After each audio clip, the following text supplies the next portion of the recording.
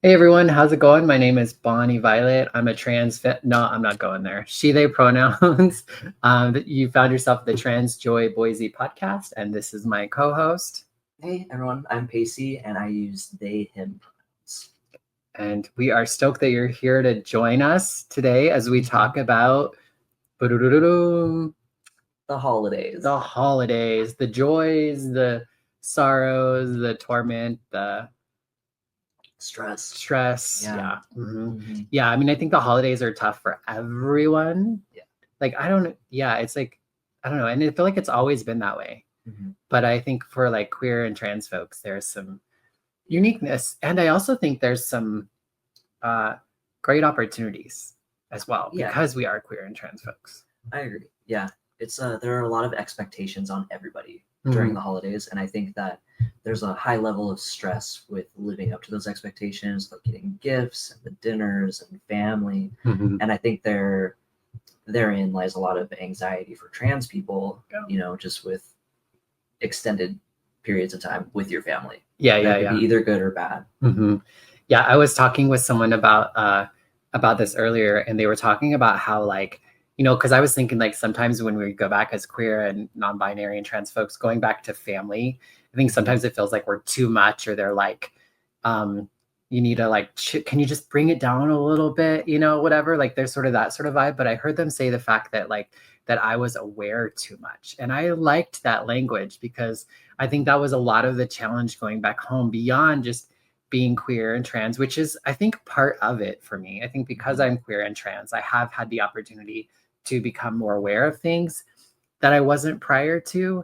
And so I think that's the other aspect, when you're like sitting around the table at dinner and they're saying shit and you're just like, oh, we don't talk like that. Like, that is not how you think, Dad. You do not know. No, you did not just, we don't say that anymore. Well, and we never should have said it. Right. Yeah, but it's also like, yeah, it's, so I had never heard that before, like being aware too much. And I was like, I don't think, in that setting, it feels like it's too much. Yeah.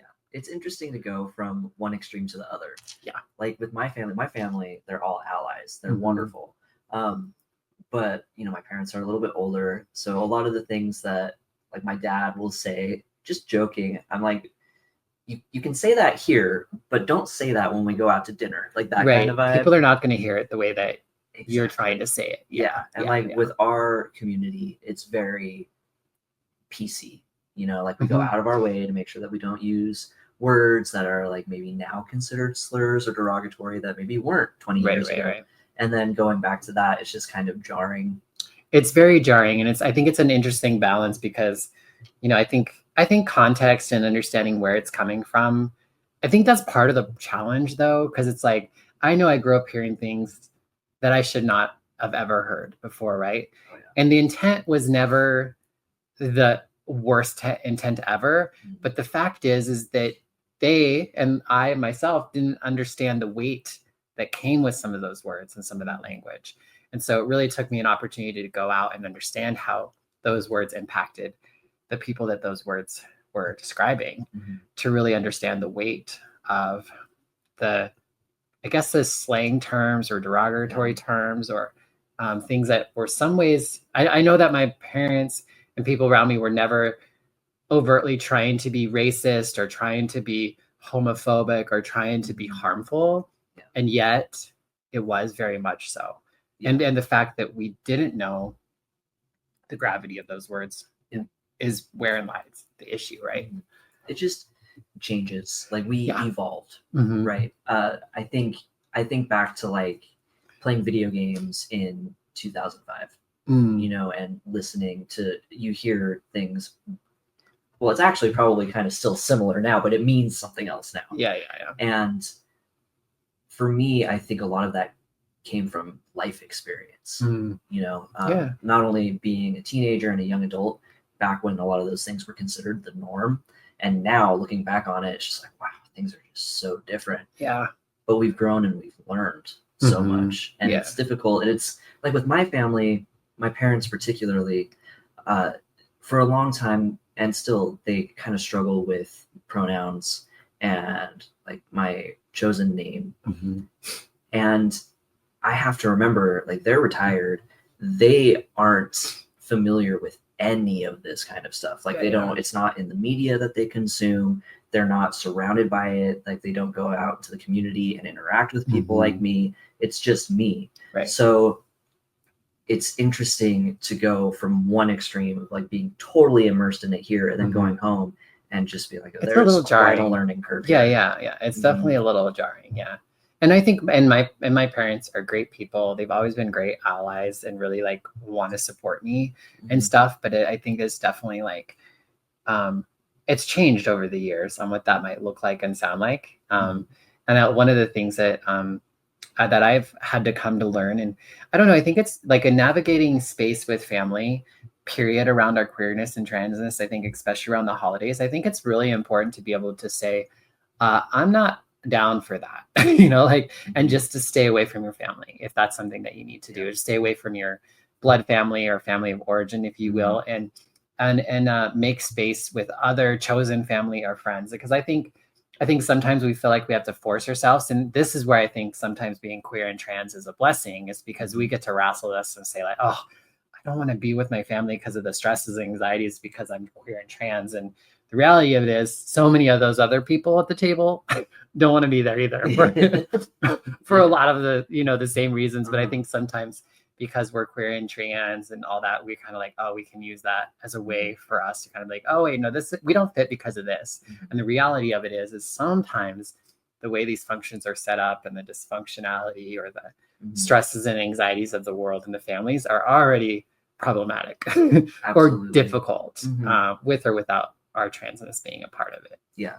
And it's, you're totally right. Like your family, if your family doesn't get along, it's because like you guys are very different and you don't get along, like with sibling rivalry and things like that. Yeah. But then you add on the differences of being non-binary, being trans, and then now even the added pressures of having to deal with people on opposite side of like the political aisle, where one side can be really dangerous almost. And that's, I can only imagine, like I'm really privileged because my family is wonderful.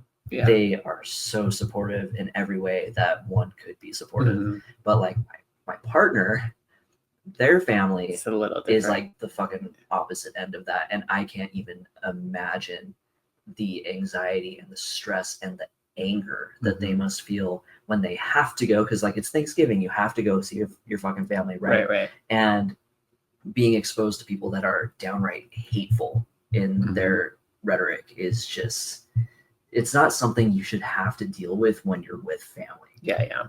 Well, and it's like, I think one of, and this is going to sound weird, and this is probably because some time has passed, but one of the things I think I've been really grateful for, and that's made it a little bit more, I think, easier navigating, is the fact that my family was like, don't come around anymore for a while, which was rough to hear.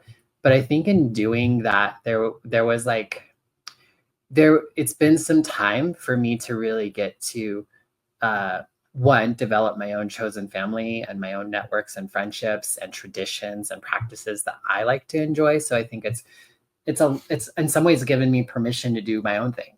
I'm like a grown ass person. I don't need to be like doing what my family does because that's what we've always done. You know what I mean? So and I think what it's allowed for me to do is actually come to have some gratitude for even just the slightest connection, which a while back I would have had no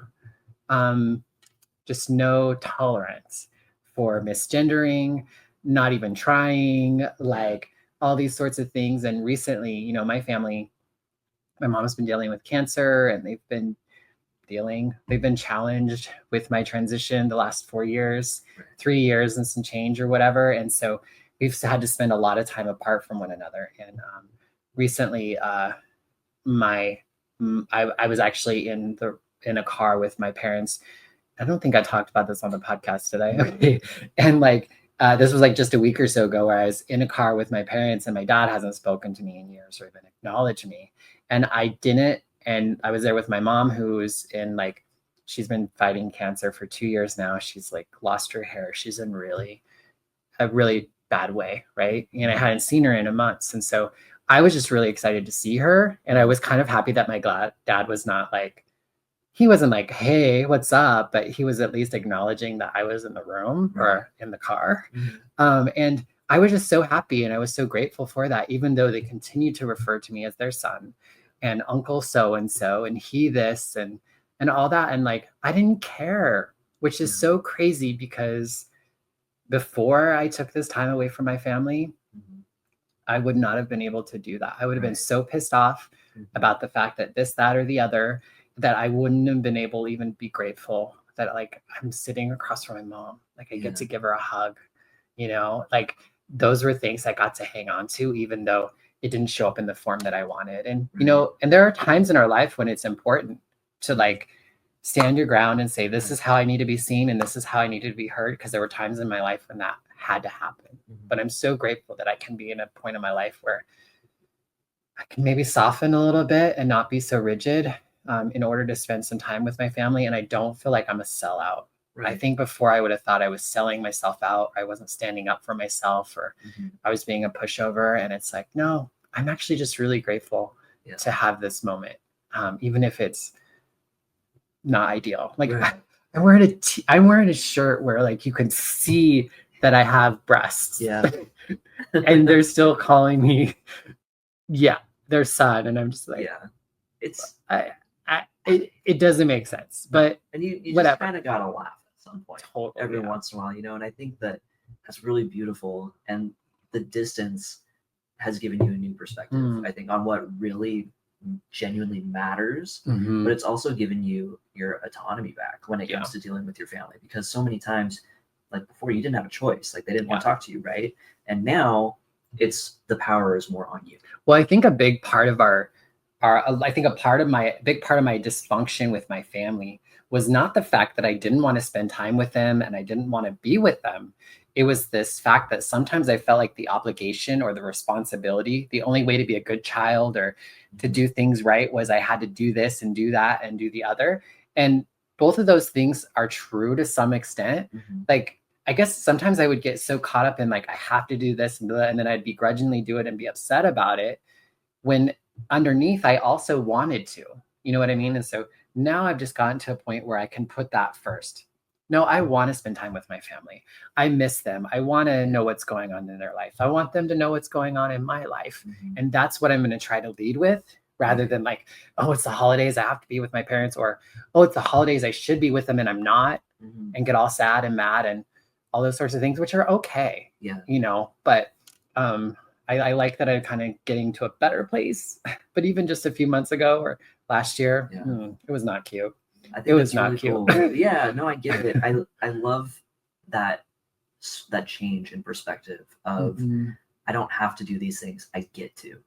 And it reminds me, and like authentically, because I think there's been plenty of my times in my life, especially in early recovery, they're like, no, you get to go to work and you get to you know, and it's like trying to change that, but like I genuinely am happy about what I get to do. And it's hard to get there because and just as in recovery, it's like fake it till you make it, right? Like you fake that attitude of like, yay, I get to do this. And then you don't have to fake it anymore because you actually are enjoying it and you've got it. I had given up on it. I don't know how I did it, but I actually gave up. I actually got okay with the fact that I may never speak to my father again. Which was not anywhere I thought I could ever get. And it wasn't like I still might have said it asshole under my breath and things like that, but it was also just a part of me that was like just like I was sad about it, but I also there was just like an acceptance. And just because you accept things doesn't mean you think it's okay. But I'd really just got to a point where I was like, maybe it will never happen. You know, and I got to live my life anyway, and I can't let that it's not happening it take away from the rest of my life, because for a long time I really was letting it what do they say, like steal the chocolate chips from my cookies. That's not the analogy, but you know, like it was stealing my joy in every aspect. Instead of just being sad about this one thing, it kind of, you know, took over a lot more space in my life than I would have liked. That makes sense. But it was part of the process. Yeah, of course. It reminds me of this thing that I'm sure a lot of people have seen online that's been circulating. That's like, when you're really frustrated or dealing with things in life that are upsetting or difficult, to imagine that you're like 90 years old and you are given this opportunity to go back to the age that you are right now. And you get this beautiful second chance to relive these things and to try and keep that perspective. And I can do that, and it's wonderful. You know, I can truly embody that. Like, I get to do these things, even horrible things. Like, I get to go to the DMV, but right. but it's so fleeting because I can get into that mindset and like genuinely embody that authentically. But then something will happen, and it's especially lately, like I'll turn on the news and I'm just like, well, fucking goddamn it, you know, and then it's gone. But I really strive to be able to maintain that mindset. It's just such a challenge, but it's particularly during the holidays and being around my family, because I try to be as mindful as I can and really take in the experience and remember everything that I can. Yeah, and we both have been kind of dealing with our transness and queerness with our family for a while now, and so we've kind of gotten to a place where I think we can cope better or plan better or whatever. But what would you say? What would your like advice? Not that we give advice, but your thoughts or suggestions that you would give to somebody who might be a little bit newer in this experience, where maybe they just recently came out or just recently had a challenge with their family, and how would you suggest them manage the holidays given that sort of relationship with friends or family or whatever? I think that depending on the relationship you have with your family, if it's difficult or strange surrounding, you know, your transition or anything like that, really rely on your friends right now. They're your chosen family, and they're going to be your biggest source of support through this. And with your family, if your family is trying, just remember that they're trying. You know, this is new for them too, and they are grieving something in their own way, which, aside from whether or not they should be, that's a completely different discussion, right? But they're grappling with this probably the best way they know how, and try and be supportive and patient in that. Well, and I think a big thing is like, I think guard your heart, but lean into the discomfort. So I think it's totally okay. Like, if your heart can't take it, like, because sometimes we can get wounded so much, or we can push ourselves through things that it hurts so much that it causes us to partake in behaviors and activities that maybe aren't so good for us. So it's like, yes, I went and endured time with my family, but now I'm going to go use drugs or substances or fuck a whole bunch of people or what. I'm speaking from my own experience. like those sorts of things that we do kind of to counteract that. And I think sometimes I wish I would have learned sooner that I could just say no if I wasn't feeling okay about it. And but also to challenge myself. Am I just uncomfortable, or am I really not in a good place for this? And so I think those are things I would encourage people to, if it's uncomfortable, lean into it. If it's painful, you might not want to go there just yet, and do something to tend to that pain or not go into that pain ahead of time. And I think that's really important, just I think for any people, but I think especially like people who might be in recovery from substances or eating or mental health challenges or whatever sorts of things. I think it's very human nature for us to reach for something outside of ourselves to make us feel good. And I think that's just natural and normal. And some of us, it gets a little cattywampus. Absolutely. It does. And so anything we can do to kind of like counteract that can be really helpful. And sometimes it is just saying no. Sometimes it is not going near the thing or around the thing. And other times you maybe do something that feels good before and after the time with the family. Or you can bring somebody with you when you go spend time with the family. It's a little bit of a buffer. Exactly. Also, one thing you could do is not stay with your family. I know sometimes I always had times when I went back to my parents and I had to like live with them for a week, you know? And I think if there were times when I could have stayed somewhere else or, you know, whatever, that could have helped us all maybe have a little bit better experience with it. So I think, you know, it takes a little bit of foresight, but I think there are some things that we can do to try to alleviate some of the challenges. That's really great advice. And I just come at it from, it's just different from my family because my family and I, like my parents are my best friends. Has it always been that way? Yeah. Well, I mean, have you always let them? Yeah. Either too. Well, when I was a teenager, I was going through some shit. And I'm as sure a teenager, I was really difficult. And like in my early, well, all through my 20s, really, because I was really mentally ill and I was an addict and I was active in my use until I was 23. And that's when I got clean. And, you know, that really is difficult for the family to deal with. But, you know, since then, we've just been really, really tight. So I love going home. So you're getting very different answers if you're listening to this podcast, but I think that's really cool because there's not one narrative for what it means to be queer and trans with our families, you know. And the reality of it is some people might relate to me, some people might relate to you, but most likely it's going to be somewhere maybe in between or on opposite sides even. So I think that it's, I don't know, with addiction and the holidays and trans, all of these things, you just really need to be mindful of your boundaries and where you're at emotionally. Because once you hit your limit, like you said, like maybe take some space because the holidays are difficult for everybody. And if you look at statistics, you know, nothing great happens mentally. I mean, there's a lot of issues during like Christmas.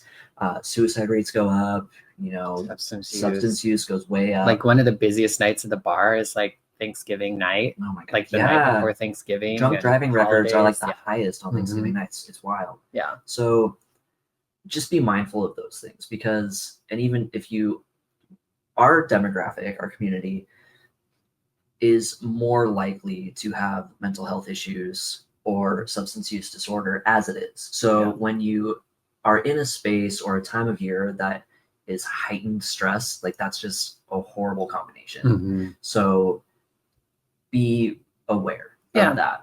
And part of it too is I know like we're like folks who are in recovery, and so we don't want to necessarily be around that. But I think some of it is just around harm reduction. You know, are there things that I can do to alleviate some of this discomfort or some of the harm that might be caused, whether significant or not, as I go through some of these sorts of things. So it doesn't even necessarily have to be like complete abstinence or not using substances, even to cope or to help with things, but just being able to think about moderation and dosing and when and who and how, all those sorts of things they're just like little bits of thought, I think, that could be put into that to kind of begin to kind of like lessen the harm or potential harm of things. Yeah. And I will take this opportunity, I will take any opportunity really to encourage people to get Narcan and carry it and to also get fentanyl testing strips to just keep on you because like, as a former user, like New Year's Eve, come on.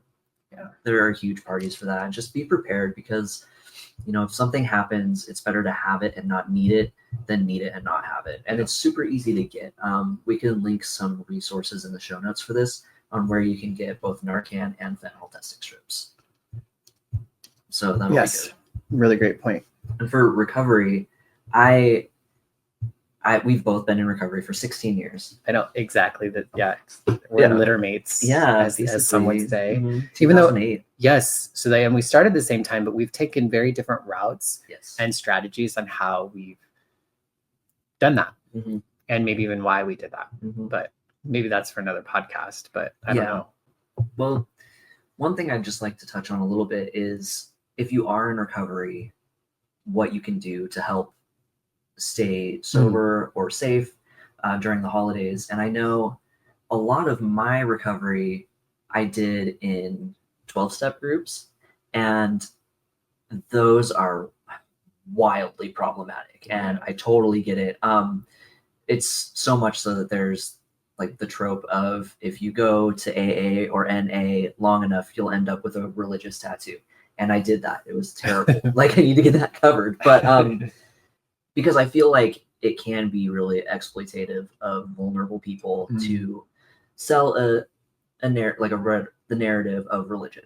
And I think that's really harmful. But I like to, when I work with people on it, I offer them options without any higher power because I'm not a religious person. Right. And I think that that's just as important. But they do offer some cool things where they have like 24-hour meetings, like marathons. And I used to sign up for those. So it would be like Thanksgiving night at 3 a.m. and I would be at a sober house, like leading meetings so that you always had somewhere to be. And I think if we could find some options like that aren't 12-step, that would be fantastic because I mean, that's a whole other meeting in and of itself, like the people that leave and relapse or die because they're not religious. But I think it's a cool idea to have a place where you can go and be safe and have fun and just not be alone on the holidays. If you don't have family or a great support system of friends, like what are you going to do? What are your options? Yeah, and regardless of your recovery, these are strategies you could think about, like getting through the holidays. You know, I think sometimes we might choose to not do the holidays with family, either because we're far away or we don't give any fucks anymore, like whatever. I think it's important that we think about, though, what are we going to do on that day? Because I know I found myself thinking like, oh, I'm fine. I can do Thanksgiving by myself. I don't even like to call it that anymore, but I can do this holiday by myself. And then I'm all by myself and I'm like, I'm all by myself, you know? And then it's like, what do I do at that point? But, you know, thankfully, you know, I have been parts of like different recovery groups where on holidays is a great day to usually connect with other folks because we're not the only ones that are struggling with dealing with the holidays. So if we can reach out to other people that we know aren't with their family or friends on these days, sometimes that can be helpful to even get us out of ourselves, is to just show up for other people. Like, I think that's why a lot of queer folks have Friendsgivings and they have opportunities for friends to get together and do certain things. And even probably why bar nights and stuff are so popular is because it's a space where we can all go and kind of escape our loneliness and our rejection or whatever sort of feelings those are. So I think it's helpful to have a plan for that. And even like, you can still, like, I've spent plenty of holidays not doing holiday things and been totally okay, you know? And I think sometimes for me too, sometimes it's just like, I remember, I think it was a recent holiday. One of the things that I love about my family around the holidays is we always have like meats and cheeses and dips. Oh yeah, and, of course, all that stuff. And so one holiday I was going to be by myself. So I just got my own chips and dips and meats and cheeses. And I ate them all by myself, sitting here in my living room. And it was perfectly okay. And it was just a little bit of that nostalgia and a little bit of the connection with the good things and the things that I missed about the holidays to kind of help me feel a little bit more connected and maybe even a little bit more like I had some agency in how I was going to be impacted by not being with friends and family over the holiday. That would be, I think having a plan is a really good idea. Because I'm the same way. I'll be like, oh, I'll be fine, right? It's Thanksgiving or whatever. Yeah. And I'll be fine until it's like nighttime and it's really quiet in the house and I'm all alone and I'm just stuck with my thoughts. And that is never a great place for me to be stuck, you know? You know, my mind starts running with anxiety, but then also like nostalgia and maybe sadness or regret. And then it's not that it's a dangerous place for me to be anymore. It certainly used to be before I did my ketamine therapy. That was a dangerous place for me to be. And I think a lot of people can relate to that.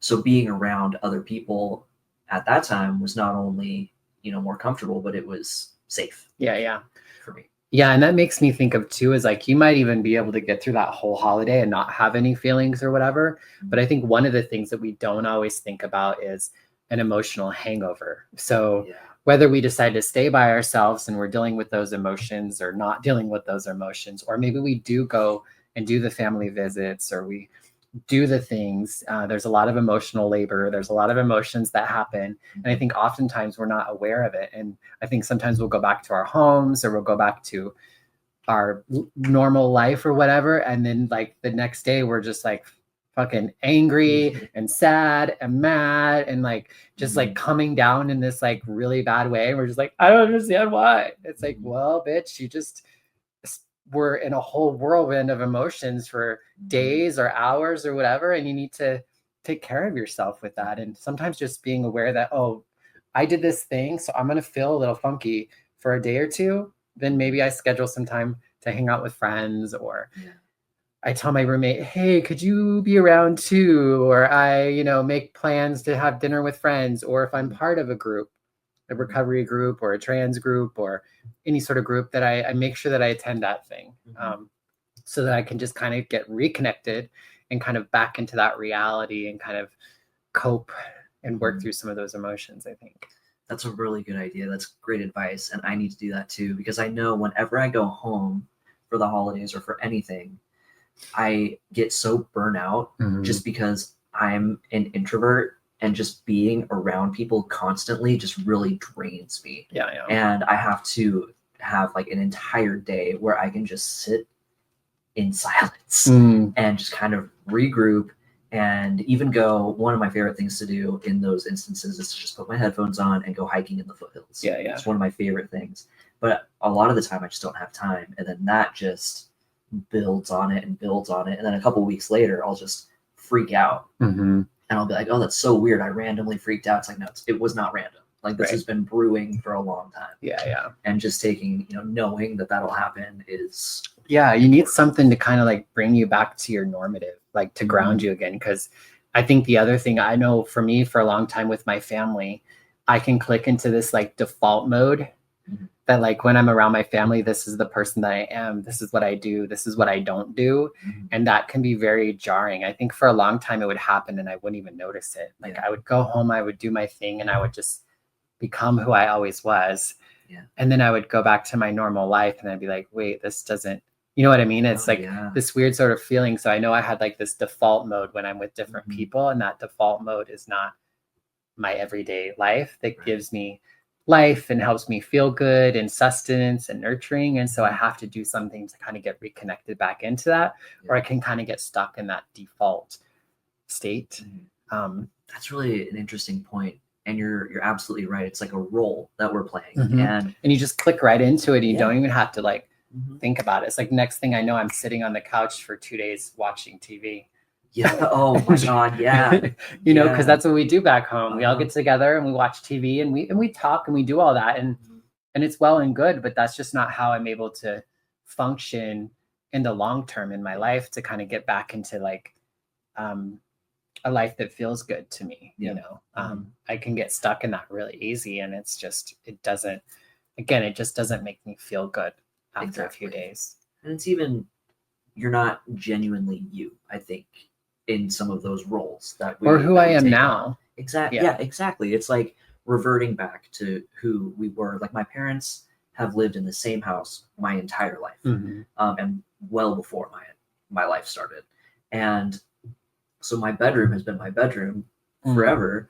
And, through all those stages in my life, and so many times like I'd have to move back home and live with my parents because I was too like mentally ill to maintain employment or whatever. And when I'm back in my bed, sleeping in that room, it's like I can look at all of those different versions of myself, and it's really uncomfortable at times to kind of confront that and those memories there. But it's also easy to kind of regress into some of those roles of and just being like that person again. And even just like with my transition or whatever, I'm more okay with just being like, no, it's okay, you can call me that old name or whatever. Right. And because it's comfortable and it's normal, and it's also easy. It's a lot easier. So maybe it's a gift that my dad, as soon as I moved out, he moved all his NASCAR paraphernalia in there. Oh my God, that's such a my room looks nothing like what it did when I lived in it. Maybe that's a little gift. It's wild because I go in there and I think of sleeping in there when I'm in elementary school, or like being there when I was actively using, and it's just it's strange. It's like an existential crisis kind of thing every time. Yeah, definitely. I was going to look at my notes real quick because I think, you know, with the holidays and stuff, there's lots of things that kind of come up. Nostalgia food, be intentional, guard your heart. Queerness is, I think that's one of the things I wanted to bring up too, is like, I think one of the gifts, because I fucking love being queer and I love being trans. But I think one of the things that it's afforded me, and I kind of talked about it a little bit in the beginning, but like we get to do what we want. Like a big part of my queerness is that I'm not like everybody else, and that's on purpose. You know, and that's something that I continue to push myself to be outside of the status quo in some extent. And that can be like whatever, and you can have an opinion, but that's how I live my life. Right. Yeah. And yet there's sometimes where I feel like I have to do things the way everyone else does them, you know, like even just like, you know, sometimes we have like queer people who have like heteronormative relationships, but they're queer. It's like, no, I'm queer because I'm going to do things queerly. I'm going to do things differently, you know? And so I think sometimes we could think about that too. Is like, we get to make our own traditions. We get to make our own practices and our own things that we can do every year. We don't necessarily have to stay in the roles on the past that our family went into if that doesn't feel good or suit us any longer. You know, that we can say, okay, I'm going to go spend Christmas Eve with my parents, but on Christmas Day, we're gonna get all my friends together. We're gonna watch Ben de la Creme's Christmas, and then we're gonna watch Rent, and then we're gonna I don't know, play Uno, and then we're gonna go out to the bar and do karaoke. Like, I don't know, you know what I mean? And that's what we do every Christmas. I get to decide that, right? But I don't think we always think we can. But like, we're grown. Yeah, it's hard. Like, you've always been the child in the family, right? And for me, it's like that with my older sister. Was I ever a child though? Anyway, like my sister is 14 years older than me, and I'm a lot bigger than her now, but I still am fucking terrified. You know, and like I thought you were like an only child for some reason. Well, you're kind of raised as an only child. Like if there's 7 years or more in the age gap, then like psychologically, I am both an only child and the youngest, and my sister is the only and the oldest. Oh wow! So like going home, I revert back to this little kid where my sister could beat my ass, you know, and I don't test it because I'm like, anymore. Yeah, but like I revert not back that we're to beating anybody's ass, right? No, and she never did that, but man, she got me. Yeah. See, my brother and I were 2 years apart, so we were, and I was the oldest, but always fighting. We were like, when we were kids, we were always very opposite. Like, I was great at school. He was not as great at school. I was always in trouble at home. He was never in trouble at home. He wore black all the time. I did not wear black all the time. I very rarely wear black even now. But now as adults, we're like really, we're really close. Yeah. So it's really pretty wild. I think when we were young, it was just like, and we were so close in age, there was this kind of this competition. And plus, like, we both were like, I raised as boys, but I wasn't a boy. Yeah. And so a lot of the things that I was doing was very more feminine. So, you know, I liked hanging out with mom and grandma, and I liked making earrings and crafts, and I didn't like being out in the trucks and the cars and fixing shit, and, you know, and so we just were very opposite in a lot of ways. But I think also some of it had to do with a little bit of like, I was a trans person but I wasn't aware of it at the time. That makes sense. Yeah, my sister and I were the exact same, but just opposite, right? But my family kind of raised me as a little boy. Like all my life, they just never. They met you where you were at. Yeah, like they were just like, okay, like that's fine. You can take karate instead of dance. You can, you know, I remember. Do you think much of that was raising you as a boy, or raising you with the idea that women don't have to be a certain way? That. Because like my dad was a pioneer that felt weird. For change in all of his career for like equality and things like that. But yeah, they just kind of accepted me for what I was. And like there was just quickly this thing that happened in elementary school. I got invited to a birthday party, and it was this girl, this real popular girl, and she had a costume party because her birthday was right around Halloween. So I get there, it's like 5th grade, I think, and all of the girls are dressed up as like Disney princesses, and I was dressed up as Ghostface. And I was like, this feels so awkward. So like other people would be like, oh, who's he? Who's the little boy that you invited? And they're like laughing, and I'm like, okay. And that was my whole childhood. So it's interesting to go home because they've always accepted me as that, but now as an adult, it's evolved. But I still feel drawn back to who I was when I'm home.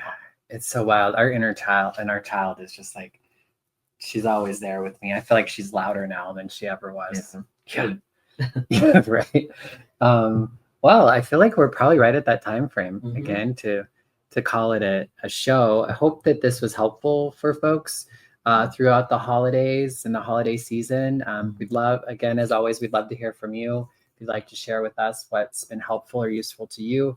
Also, if you're looking to connect or whatever through the holidays, feel free to reach out to us on our socials. We'll be doing our things, but we'll also be keeping an eye out for folks. So if you're looking to connect, try for us. And if we don't respond, reach out to somebody else too, because I'm sure there'll be somebody there that will want to connect with you. Absolutely. I'll try and make sure that I'm at least a little available, or at least aware that I have a phone during the holidays. So that way, if anyone is in crisis or something, reach out. But like Bonnie Violet said, if we're not there, definitely reach out to someone else. Just don't try and get through it by yourself.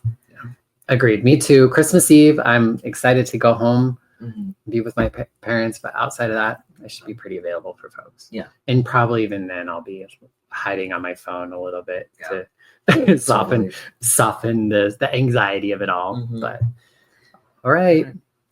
Perfect. All right. And if you have any questions or anything that you would like us to talk about in future episodes, go ahead and just leave that in the comments. Yes. And you can listen to us on Spotify at this point. We are working on other podcasts as well. So if you don't want to watch us, you can listen to us. And if you're listening to us, you can watch us on YouTube. Not to get too wonky. All right. Bye-bye. See you next week.